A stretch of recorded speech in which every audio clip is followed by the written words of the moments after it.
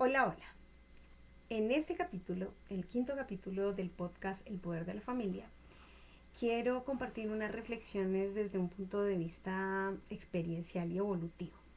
Cuando empecé mis primeras prácticas profesionales, mis primeros trabajos por allá en el 2010, 2009, me acuerdo que hacía charlas sobre pautas de crianza y aún en el lenguaje aparece mucho esa palabra.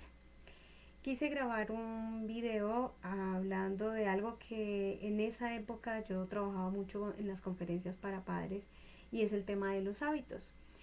Pero quiero decirte que ha sido como todo un desafío el tema del poder construir un sincretismo entre lo que podría ser un modo funcional y efectivo de cómo acompañar a niños, niñas y jóvenes en este tiempo, eh, y al mismo tiempo que ese modelo de acompañamiento sea un proceso trascendente. ¿De qué estoy hablando? En el modelo en el que vivimos tú y yo, ciudadano boyacense, colombiano, aquí criollito, aquí no hay mucho tiempo para pensarse cómo abro espacios de diálogo y de trascendencia espiritual y de conexión con mis hijos y hijas porque somos una población que está muy diezmada culturalmente, muy diezmada educativamente, supremamente sometida a patrones de productividad y de consumo y de supervivencia muy difíciles, en donde yo ponerme a explicarle a una mamita o a un papito alrededor de temas como el diálogo con los hijos y tal como lo que estaba planteando en el audio 4, pues es un desafío que requiere de unos tiempos y que requiere de una constancia. Por eso me lancé a crear un podcast, con la esperanza de que tal vez al tener esa información ahí de manera reiterativa, vaya calando, vaya calando.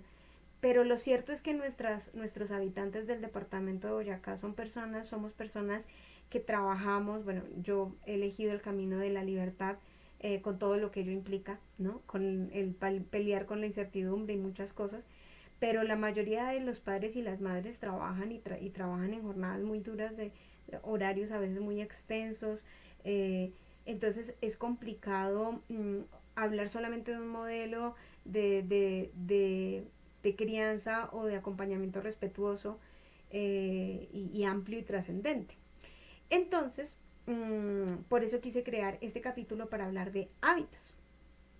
¿Por qué? Porque en un mundo tan violento y tan agresivo como en el que estamos, los papitos y las mamitas se preocupan mucho de cómo acompañar a sus hijos de una manera para que no se metan en problemas, para que no estén expuestos a las drogas, para que no estén expuestos a enfermedades que hoy cada vez los diagnósticos son cada vez más difíciles, bueno, etcétera, ¿cierto? Y a veces no tenemos tiempo. Entonces yo quiero como dejar, acá en este audio como un 50-50. Un 50 de algunas pautas que son como muy de contingencia, muy conductistas, muy de tal, pero con la mirada clara en una perspectiva de que nuestro desafío y nuestro reto como padres y madres, podría ser el aspirar cada vez más a tener mayores niveles de libertad económica, espacial, experiencial, espiritual, para poder estar acompañando de una manera más consciente y más cercana y más íntima a esos que llamamos nuestros hijos y nuestras hijas. Así que bueno, después de esta pequeña introducción, entonces quiero plantearte esas dos divisiones. Entonces, la primera práctica o la primera herramienta de este capítulo tiene que ver con hábitos. A los niños y a las niñas es fundamental acompañarles a construir hábitos porque vivimos en una sociedad muy caótica en donde de alguna manera, para poder tener una vida de calidad y no estar permanentemente en la supervivencia, lo más saludable es que podamos tener precisamente unos hábitos, valga la redundancia, saludables. ¿Cuáles son esos hábitos? El primero de ellos es nuestra relación con el sueño. El sueño es una de las características, no de las características, el sueño es uno de los elementos fundamentales de la salud física y mental. Si yo quiero tener un niño saludable, yo quiero que mi niño o mi niña esté saludable, Yo debo acostumbrarlo a dormir temprano y a levantarse temprano. ¿Por qué? Por el respeto al ciclo circadiano. ¿Qué significa el ciclo circadiano? Que nuestra biología está conectada con la noche y conectada con el día. Estamos diseñados, nuestras hormonas, todo nuestro sistema está diseñado para que nosotros durmamos de noche y estemos en actividad en el día. Y este sueño tiene que ser un sueño muy respetuoso. Entonces, ¿cómo es un sueño respetuoso? Un sueño respetuoso es que a las 6 de la tarde, 7 de la noche, nos despedimos de los aparatos electrónicos, del televisor, de la radio, del celular, de la tablet, de tal, y empezamos a bajar los decibeles de activación, empezamos a desregular nuestro sistema nervioso, a bajar las revoluciones del sistema y comemos ojalá muy livianito, bueno, eso ya lo vamos a hablar en la comida, y nos vamos a descansar a más tardar sobre las 9 de la noche. O sea, las 9 de la noche es una hora tope en la que deberíamos estar durmiendo, cosa de que ya en las horas de 4 o 5 de la mañana nuestro cuerpo ya está reparado y esa es la hora en la que automáticamente nuestro cuerpo empieza a despertar cuando tiene este hábito saludable. ¿Qué es importante? Que ese hábito se construya, o sea, ¿por qué es hábito? Porque son cosas que se repiten permanentemente, ¿cierto? Entonces, ese hábito, muchos papás y muchas mamás permiten que se rompa en vacaciones y después cuesta muchísimo volver a retomarlo en tiempos escolares. Entonces, ideal que si vamos a romper el hábito sea, por ejemplo, el sábado, ¿cierto? Y algunos días de las vacaciones, pero que entendamos que no es un tema de una obligación porque es que es el deber ser. No, esto tiene que ver con lo que trabajamos en el audio anterior, sino que tiene que ver con ese respeto y ese amor por mi cuerpo. Estos hábitos de los que les voy a hablar tienen que ver con eso que les decía antes de cómo enseñarle a tus hijos esa responsabilidad sobre su propio cuerpo, ese amor, esa preservación de mi vida, ¿sí? Entonces yo le enseño y le acompaño a que el sueño es algo que le hace bien a mi cerebro, es algo que le hace bien a mi piel, a mi cabello, a mi cuerpo, a mis hormonas, a todo, a mi energía. ¿Bien? Bien. El otro elemento tiene que ver con la comida. La comida es importante que sean los patrones que se construyan en casa. Esto va a variar de acuerdo a la cultura, la religión, bueno, tal. A veces también y desgraciadamente varía de acuerdo a las condiciones socioeconómicas, porque hay familias pues que pueden comer 2 veces al día o una vez al día. Y hay otras familias que comen 5 veces en el día y que dentro de esas 5 veces en el día, 3 de esas comidas están llenas de azúcares. Entonces, de acuerdo al patrón que elijas, eso ya es, digamos, eso ya es dependiendo la búsqueda y la intuición, yo creo que lo más responsable que uno debería hacer con su propio cuerpo es aprender a escucharlo y no dejarse llevar tanto por patrones o propuestas externas, porque por ejemplo hay nutricionistas que dicen que uno debe comer 6 veces en el día, pero si vamos a mirar toda la cultura oriental, para la cultura oriental entre menos comamos mejor. Por ejemplo, yo experimenté lo que fue desayunar a las 8 de la mañana muy bien y volver a comer a las 4 de la tarde y ya. Y mi organismo funciona bastante bien. ¿Por qué? Porque cada vez que comemos por un lado estamos nutriendo, pero también le estamos pidiendo a nuestro cuerpo que trabaje. Entonces, eso va a depender del enfoque bajo el cual tú elijas manejarte. Lo que es más importante sobre este tema de la comida es que hayan unos patrones en horarios.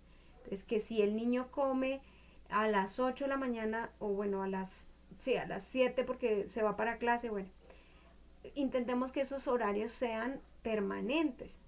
Ese es un elemento. Segundo elemento sobre el tema de la alimentación. Cuando estamos alimentándonos. No tenemos el celular a la mano, no estamos mirando televisión, no estamos jugando, no es esta actitud, por ejemplo, de los padres de yo le doy el celular para que se entretenga y me reciba la comida. Es de las cosas más tóxicas que puede haber. Yo le doy un muñeco, yo le doy un juguete para que se entretenga. No, ahí es donde nosotros empezamos a romper ese proceso de conexión de los niños con su propio cuerpo y con algo tan vital como es la nutrición y la alimentación. Entonces, si estamos comiendo, no estamos haciendo nada más, porque ahí es donde viene ese ritual, es hacer de la alimentación ese ritual en donde yo comprendo que es una posibilidad para cuidar de mí. Bien, bien. El siguiente, y el tercer elemento de este tema de la comida, pues es la calidad de la alimentación. ¿Qué es fundamental si yo quiero tener niños y niñas sanas? Bueno, en este momento, cero azúcares, las menores azúcares posibles. Las harinas refinadas también pues está ya bastante demostrado que no son nada saludables para la microbiota ni para nuestro sistema nervioso.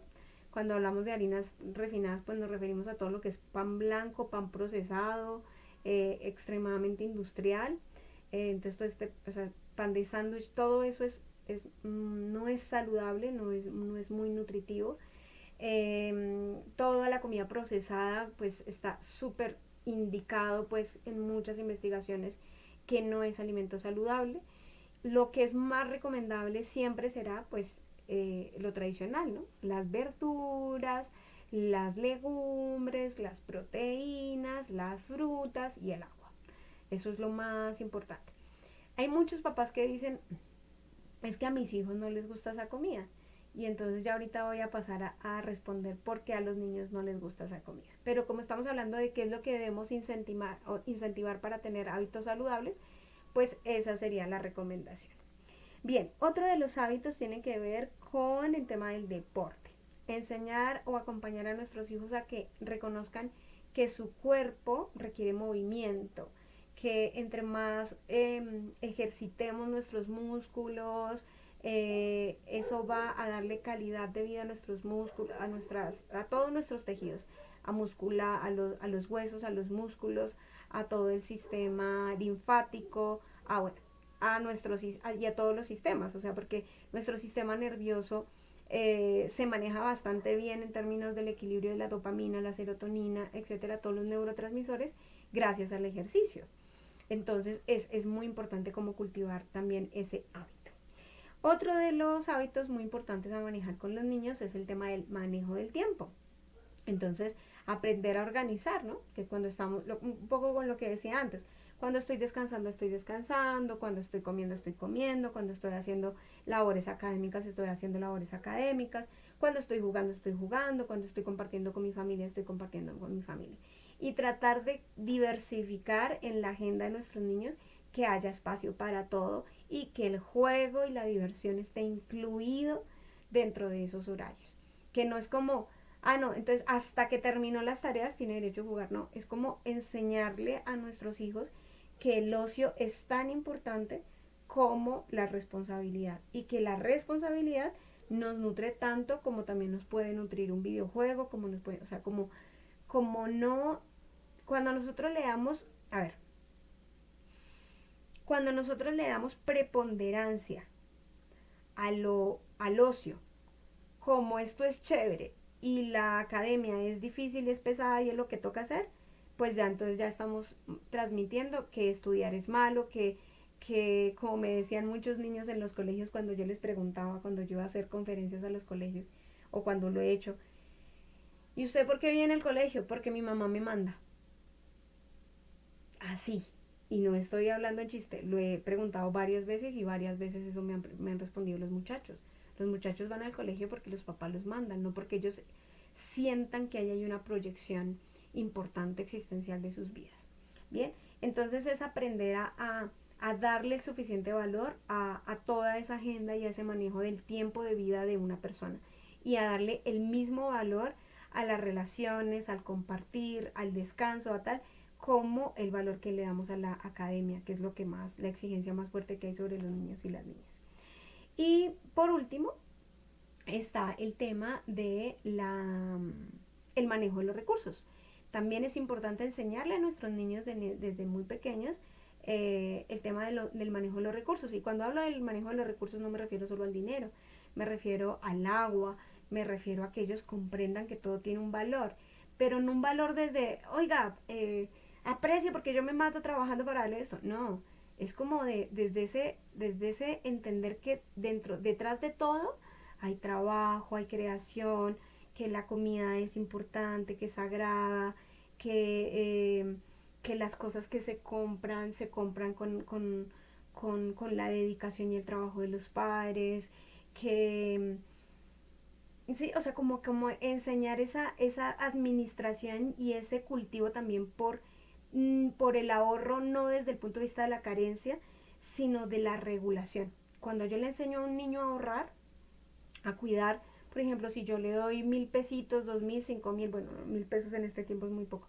Si yo le doy 5,000 pesos o de 2,000 o lo que sea, para comerse un dulce, enseñarle que guardar 200 pesos en una cajita es un acto simbólico de regulación, de aprender a no ser tan impulsivo, ¿sí? Tan caprichoso. Es como, son herramientas que ayudan mucho a formar el carácter.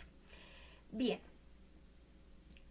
condición sine qua non, condición indispensable, condición mejor dicho, innegociable, imparagitable en el tema de los hábitos. Se educan con el ejemplo. ¡Tararán! Si no estás dispuesto y dispuesta a construir estos hábitos en ti, vas a tener serios problemas con tus hijos. Porque los niños no son tontos, los niños no son estúpidos. Los niños saben que su papá le miente cuando ellos se dan cuenta de que papá me pide algo que él no hace, ¿sí? Y ahí se va creando una herida de injusticia, ahí se va fraguando una herida de injusticia y una herida de traición, que hablamos de eso en el podcast anterior, en el audio anterior. Entonces, hay una cosa muy hermosa del tema del acompañar seres humanos cuando lo elegimos hacer desde la paternidad y desde la maternidad, es entender que los hijos y las hijas son una extensión existencial de los padres, eh, que debería ser entendida como el florecimiento y la expansión de mi propia esencia y no como la satisfacción de todos mis traumas no resueltos, que es lo que yo veo en esta generación. Eh, ¿Y por qué digo esto? Esto lo relaciono con lo que les dije antes de que les iba a tocar el tema de la alimentación, y es que a mis hijos no les gusta tal cosa. Pues resulta que no es que a los niños no les gusten las verduras y no les gusten las frutas. Lo que pasa es que tal vez tú fuiste criado en la carencia y tus papás te negaban la posibilidad de comer dulces. Tus papás de pronto no tenían los medios para comprarte que el bonjour, que esto como con total apertura y con total laxitud, y a ti se te creó un trauma o se te creó una frustración alrededor de eso, y lo que estás queriendo es como satisfacer a través de tus hijos ese capricho no resuelto, y eso no es saludable. Eso no es saludable, no es sano y no es respetuoso con la vida de tus hijos. ¿Por qué? Porque llenar a tus hijos de azúcar, llenar a tus hijos de dulces, de comida procesada, porque es lo que porque es lo que el consumo te vende como mayor comodidad o como un estándar, porque eso es lo que pasa en la cultura, o sea, como que si yo tengo para comer, comprar este tipo de comida, entonces yo soy de un mejor nivel socioeconómico, pero resulta que eso no es alimento de calidad. Entonces, si tú eres alguien que se la lleva mal con las verduras, si tú eres alguien que se la lleva mal con el agua, si eres una persona que no tiene hábitos saludables, pues entonces tus hijos pueden convertirse en un, en el canalizador de ese descuido tuyo contigo mismo como ser humano, o pueden convertirse en el motor y en la motivación para que tú aprendas a cuidar de ti mismo y de ti misma, para transmitirle un ejemplo y una esencia de fuente a tus hijos saludable. Así que lindo si podemos ver y considerar la posibilidad de que acompañar a nuestros hijos en esta lógica de hábitos saludables es una potenciación de su calidad de vida, de su salud y de su equilibrio espiritual, emocional, conductual a lo largo de sus vidas. Bien, eso es la primera herramienta de este video. La segunda herramienta de este video es los valores. Resulta que yo he crecido en los últimos 15 años, 20 años, en sistemas alternativos. Siempre me moví en lo alternativo. Entonces, como estuve en procesos siempre como contrasistémicos, o no sistémicos, sino contrasistemas, es decir, como no a favor del capitalismo, no a favor de muchas cosas. Entonces, pude percibir cómo en aras de esas luchas se fueron perdiendo de vista los mínimos éticos y entonces hay una batalla muy grande entre los ateos y los religiosos. Entonces los religiosos quieren imponer ciertos valores que a veces no encarnan en sus prácticas y los ateos, por pelear contra estos dogmas, también perdieron de base ciertos valores que son fundamentales. Entonces llámalo valores, llámalo preceptos, llámalo fundamentos, llámalo principios, llámalo como te acomode. Pero sí creo que hoy es indispensable, no más ni menos importante que los hábitos, yo diría que más aún, es cultivar estos valores y estos afectos dentro de los niños y las niñas. Propuse, o sea, ahí podríamos hablar de un montón de cosas, porque dependiendo de la condición espiritual, religiosa y filosófica de cada familia, pues cada familia tiene sus códigos, sus principios, etcétera. Pero yo, desde la perspectiva de salud integral que te propongo, te quiero proponer los siguientes. Un valor en el que considero que sí o sí tendríamos que acompañar a los niños y las niñas a cultivarse es la gratitud. La gratitud tendría que ser un espacio, pero fundamental, un pequeño impasse. La gratitud es uno de los valores que siento que está más en quiebre y que además he hecho la reflexión de que en mi país por lo menos ese valor no existe. Nosotros somos una sociedad educada en el conflicto, o no sé si educada, diría yo que adaptada, transada en medio del conflicto. Armado, bélico, somos un país que ha sido sometido a guerras casi desde su proceso de independencia y pues nuestro proceso de colonización fue un proceso de invasión violenta, los procesos de independencia fueron violentos, posterior a la independencia entonces pasamos por muchas guerras, o sea, somos una nación que siempre ha estado como en la lucha y en la queja pues precisamente por todas nuestras situaciones. Pero en medio de todo eso pasan y pasan cosas extraordinarias porque seguimos vivos como nación y porque en medio de todas nuestras adversidades pasan cosas muy lindas. Pero uno no, o sea, yo no suelo salir a la calle y me encantaría que si tú sí lo vives, lo pudieras compartir en los comentarios. Pero cuando yo salgo yo me doy cuenta que la gente no agradece. Nosotros no agradecemos, no tenemos por hábito agradecer. Agradecer al Señor, al vigilante, agradecer a la señora que se levanta. O sea, como que no dimensionamos lo importante que es que haya una señora que todas las mañanas se levanta a venderme el tinto en la esquina, al señor, a la aseadora que limpia los pisos de la oficina, del colegio, a mi mamá que me hace el desayuno, a mi esposo que trabaja y trae las cosas a la casa. Como que somos una cultura que está muy en medio de la queja permanentemente, dentro del dramatismo y dentro de la dificultad. Entonces, la gratitud es un principio y un valor ético en el que creo que sí o sí tendríamos que aprender a cultivar en nuestros niños y nuestras niñas. Agradecer que todo, en particular, que ojalá todos los días nos levantemos y pudiéramos decir, oh, tengo un nuevo día de vida, y que podamos tener la conciencia de que esa mañana mucha gente no amaneció, muchas personas, o sea, tú te acuestas hoy, mañana Dios mediante te despiertas, pero hoy mucha gente se murió. O sea, mañana mucha gente va a amanecer sin su papá, sin sus hijos, sin su abuelo, sin su, ¿sí? Entonces el solo hecho de abrir los ojos ya es un regalo extraordinario. Y así, bueno, tú en este momento, ojalá escuchando este audio puedas empezar a decir, oiga, sí, cuántas cosas tengo para agradecer, ¿no? Y que podamos cultivar eso en nuestros niños. Entonces, lindo que independientemente de si tenemos una práctica religiosa o no, eh, pudiéramos hacer ese ejercicio con ellos de en las noches o en las mañanas siempre agradecer. Otro valor que me parece supremamente importante es el tema de la corresponsabilidad. Si pudiéramos transmitirle a los niños y a las niñas que su vida y que la vida en la comunidad, en la familia, en esa primera comunidad que es la familia, es un asunto de corresponsabilidad. no es un tema de obligación, no es mi obligación alimentarte, no es mi obligación darte el estudio, no es mi obligación tal. Yo encuentro un montón de prácticas de los niños y las niñas de este tiempo que hacen unas pataletas y hacen unas demandas pero supremamente violentas a sus padres de muchas cosas, y ante los ojos de la sociedad se mira eso y se juzga a los niños, pero los niños no son los creadores de esas situaciones. Los creadores de esas situaciones son los adultos, o somos los adultos.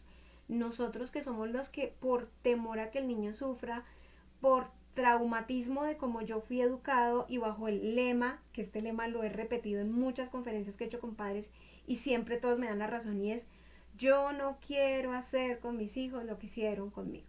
O sea, es un mantra que, o sea, es un estigma pues que representa a muchos padres. Entonces, pues desde esos dolores, ¿qué hacemos? Pues nos echamos encima un montón de cargas y entonces empezamos a comunicarnos de una manera en donde le transmitimos a los hijos que es como que es mi obligación darte todo y todo. Y no, no es mi obligación, no es mi obligación. Es una cooperación que yo estoy haciendo a tu vida. Yo elijo cooperar a tu vida trabajando para que tengas un estudio. Yo elijo cooperar en tu desarrollo. Elijo cooperar en tu ocio. Elijo cooperar en tal. Pero es muy diferente cuando yo, como padre o madre, le transmito a mi hijo que es una cooperación a su vida y que su vida es su responsabilidad. Y que a medida de que va creciendo, sus responsabilidades van variando. Entonces, de pequeño, pues sus juguetes, sus cositas, su ropita, el orden de su cama, esas son tus responsabilidades, ¿sí? El tema de enseñar la corresponsabilidad desde el punto de vista de que tu vida es tu responsabilidad y yo coopero para cuidar de esa vida. Y el habitar en este hogar, tú haces parte de esta familia. Miren que en esta lógica de poder ir combatiendo los machismos, muchas mujeres todavía hoy dicen: ay, es que mis hijos no me ayudan, es que mi esposo no me ayuda. Cuando yo asumo que no me ayudan a mí, es como si esta tarea fuera mía. Y el cuidado de un hogar no es responsabilidad de la madre, es responsabilidad de todos los que habitan en esa casa. Todos. Porque una familia es una comunidad. Entonces, este techo es un techo común.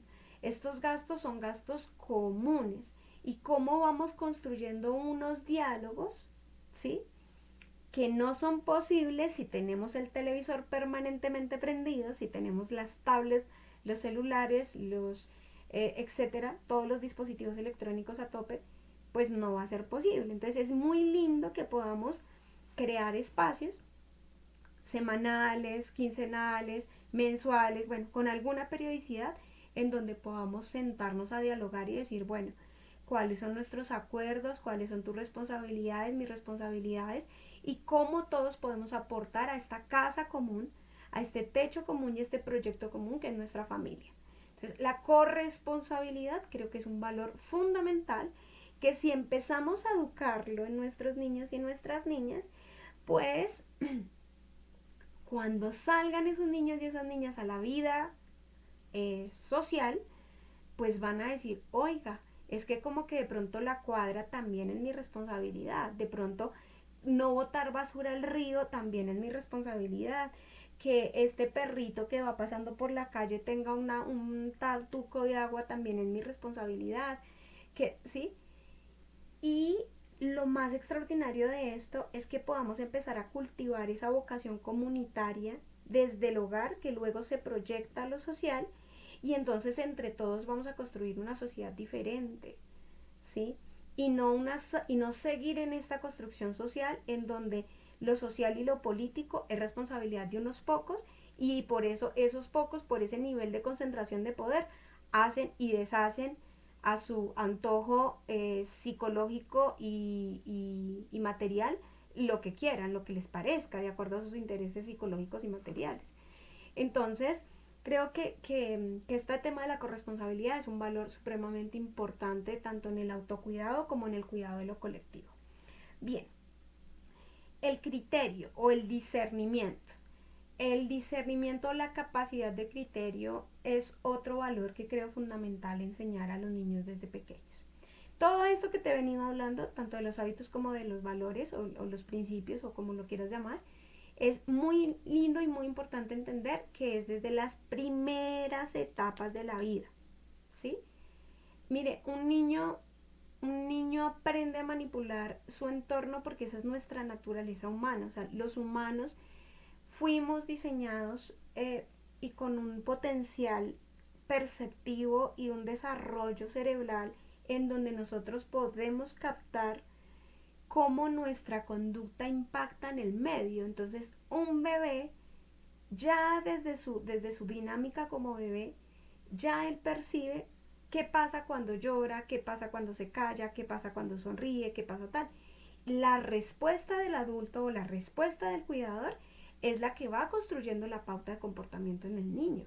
Entonces, por eso es tan importante que yo sea consciente de qué es lo que quiero cultivar y qué es lo que quiero promover o manipular, porque desgraciadamente la cultura en la que vivimos es una cultura de manipulación, no es una cultura de respeto y de acompañamiento a los seres humanos que vienen pequeños, o sea, de corta edad. Es una cultura de manipulación, ¿sí? Cuando yo le pongo el celular en las manos, es como, ay, no me joda, no tengo ganas de pelear ahorita. O, ay, estoy tan cansado, llegué tan cansado que, ay, tenga, ¿sí? O no tengo paciencia para darle de comer, entonces tenga. ¿Quién crea eso? Nosotros los adultos lo creamos, no lo crean los niños. Entonces, este tipo de valores hay que promoverlos con mucha conciencia desde los primeros meses de vida en adelante, con cada cosa muy sencilla. Si quieres, pues me puedes escribir en los comentarios, bueno, qué hacer con esto, un bebé, bueno, o sea, dependiendo de la etapa, el año en el que cada niño se encuentre, pues las dinámicas van cambiando.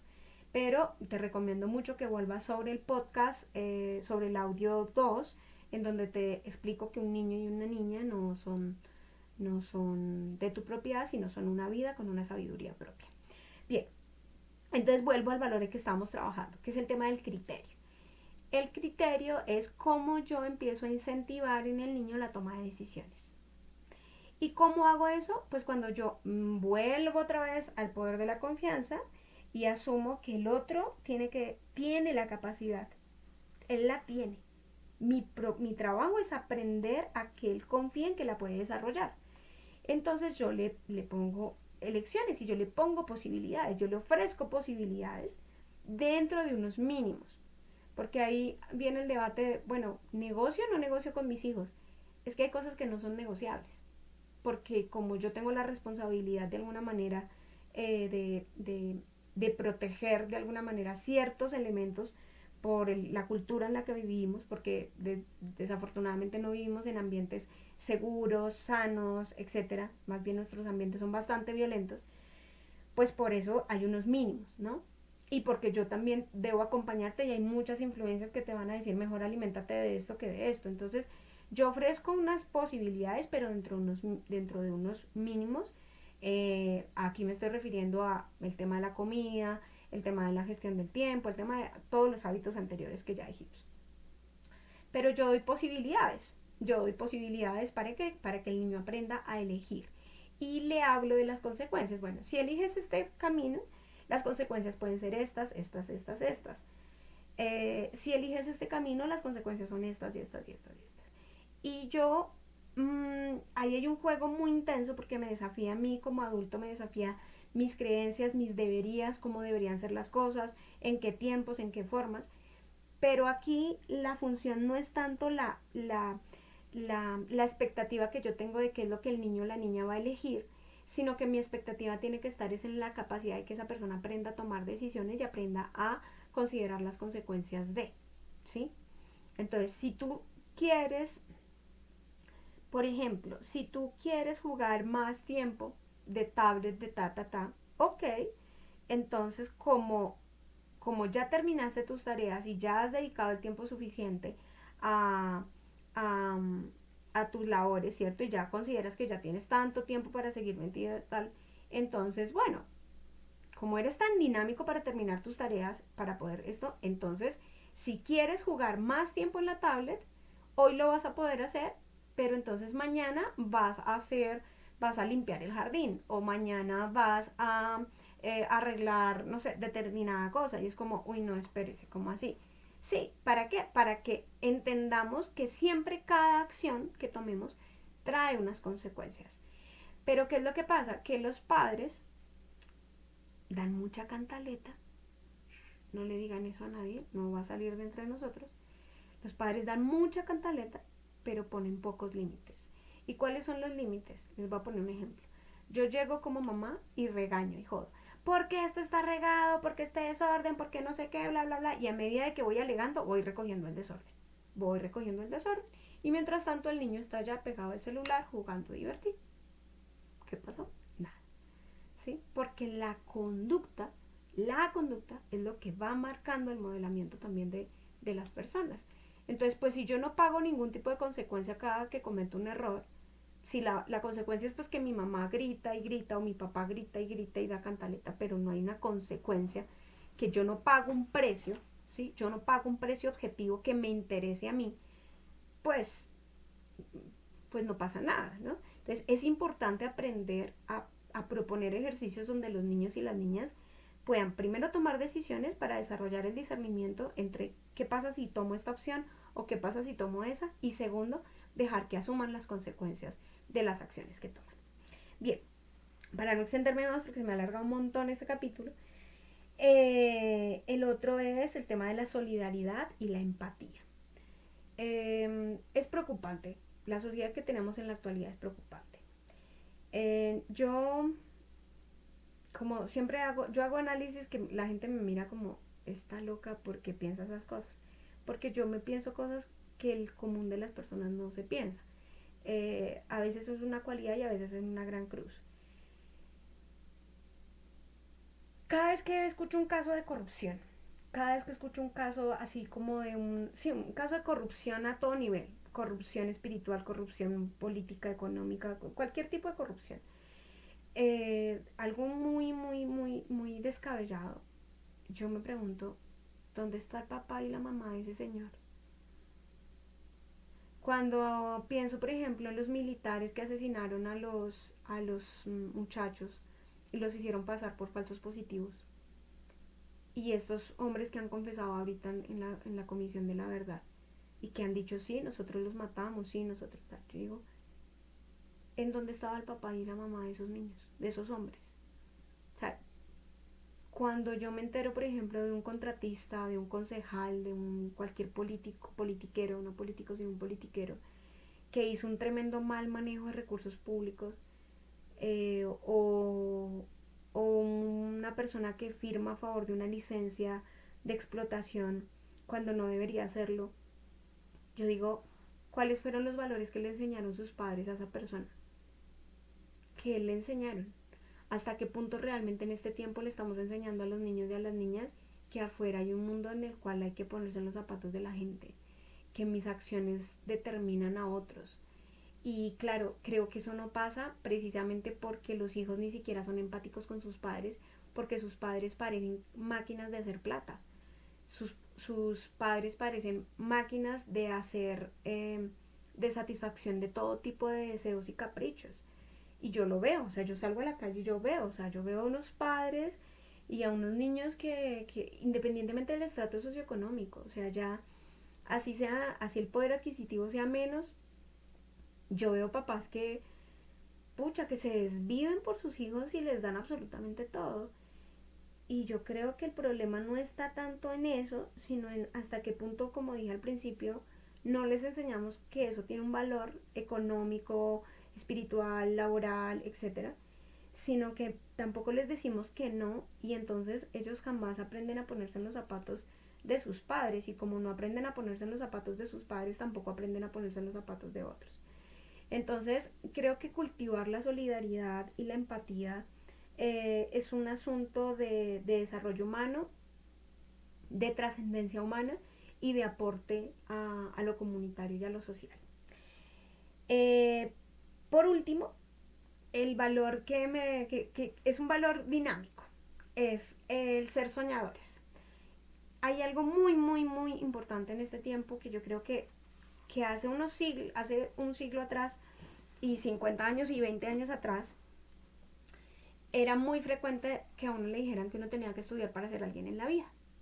Lo triste es que en el siglo de la revolución tecnológica, en el siglo de la inteligencia artificial, de la revolución de la información, etcétera, de donde hoy la plata viene y circula y hay un montón de gente haciendo plata con un montón de dinámicas que son totalmente salidas de lo tradicional, todavía le estemos vendiendo eso a los niños y a las niñas.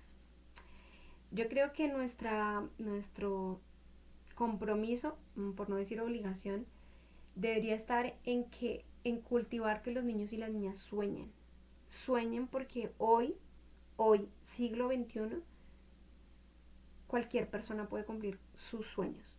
Todos estamos posibilitados. Claro, las personas que crecen en contextos socioeconómicos difíciles, digamos con dificultades, por decirlo así, les queda un poco más difícil, pero la revolución tecnológica, o sea, todo esto que ya he mencionado, hoy abre campos de posibilidades muy infinitos para todo aquel que tenga un sueño.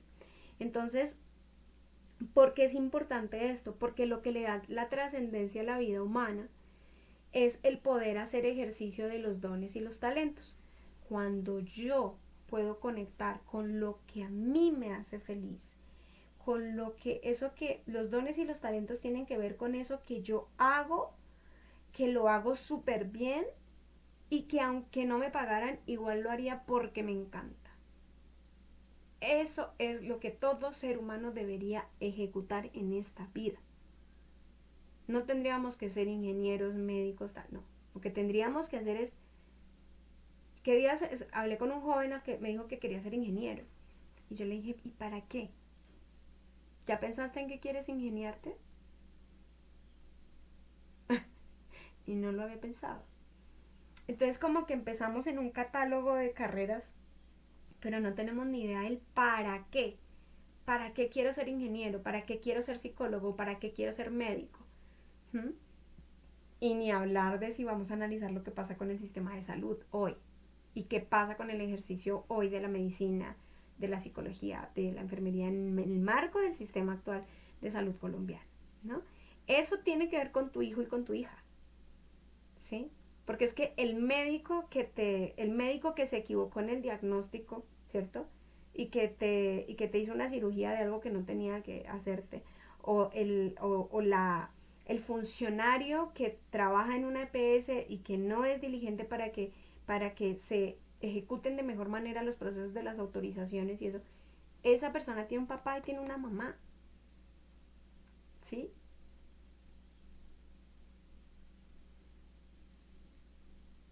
Puntos suspensivos. Ese es el tema de la vida tejedora, o sea, de cómo entendemos que nosotros estamos creando este sistema en el que vivimos. ¿Y por qué? Porque estamos conduciendo a nuestros hijos y a nuestras hijas a ser mano de obra dentro de un sistema que no tiene cerebro ni corazón. Somos máquinas, somos entes que vamos a seguir alimentando un sistema que todos estamos de acuerdo en que no está bien, que no es un buen sistema, pero sin embargo todos lo alimentamos desde las mismas lógicas. Entonces, el valor que creo indispensable es poder educar a nuestros niños y a nuestras niñas para que cultiven sus dones y sus talentos. Y los dones y los talentos no caben en un cartón de universidad. Los dones y los talentos caben en un saber hacer cosas que trasciendan y que cambien a la humanidad para bien. ¿Mm? Que dejen huella, así como nos decían a nosotros cuando yo era niña, yo estudiaba allá en la escuela de Higueras, a mí en ese tiempo y en la escuela de Atenas en Bogotá, a mí todavía en ese tiempo me decían que era importante ser una buena persona y que era importante dejar huella, que uno pasara por esta vida y fuera, dejara huella, no que fuera alguien, sino que mi existencia impactara al mundo en el que yo vivía. Entonces, si yo soy capaz de incentivar a mi niño y a mi niña para que crea en él, para que reconozca sus dones y sus talentos y qué es lo que le gusta a él, no qué le gusta al profesor, no cómo tengo que adaptar a mi niño y a mi niña para que saque 5 y todos los profesores estén contentos y le pongan una medalla en el colegio. No, ese modelo nos lleva haciendo daño muchísimas décadas. Mi trabajo es cómo yo cultivo todos los dones y los saberes, que no es uno, son muchos los dones que traemos todos los seres humanos. Y cómo le enseño a mi hijo a posicionar ideas, proyectos, acciones que le permitan potenciar esos dones y esos talentos, y a través de eso le voy a enseñar otros valores que los puse ahí. O sea, que podría seguir haciendo la lista, pero los quise meter todos en este de un hijo y una hija soñadores. Un hijo soñador que apueste por sus sueños a través de sus dones y sus talentos es un niño que va a cultivar resiliencia, disciplina, constancia, superación. ¿Por qué? Porque quiere, porque se pone una meta y porque esto. Pero la diferencia entre un niño que se pone la meta del sistema, de yo voy a sacarme las mejores notas y tal y no sé cuánto, es que cuando llega ahí, dice ya ahora, ya obtuve el primer puesto en el colegio. Y ahora, ya hice la carrera, ya me gradué. Y entonces, él corre, tal. Y lo digo porque lo he conversado con muchísimos colegas que hemos vivido lo mismo, independientemente de la carrera. Ya terminé la carrera y ahora. No, en cambio cuando uno encuentra su don, su vocación, su pasión, uno sabe para qué está poniéndose metas, sabe para qué superó dificultades, obstáculos, etcétera. Así que bueno, esta herramienta de este capítulo espero pues que ojalá se difunda un montón, le pido a Dios que ojalá sea de valor. Recuerda que todo el aporte de la vida tejedora es un aporte a la salud integral, al servicio de la salud mental. No es posible tener salud mental cuando no hay salud social, familiar, relacional, espiritual. O sea, la crisis de salud mental que tenemos es porque tenemos una crisis a nivel dinámico, a nivel social, a nivel político, a nivel espiritual, a nivel... Todas esas crisis son las que están potenciando esta situación tan grave de salud mental. Así que ese es mi aporte, espero que te haya gustado este capítulo. Nos vemos en el próximo y espero que te sigas disfrutando el podcast. Besitos.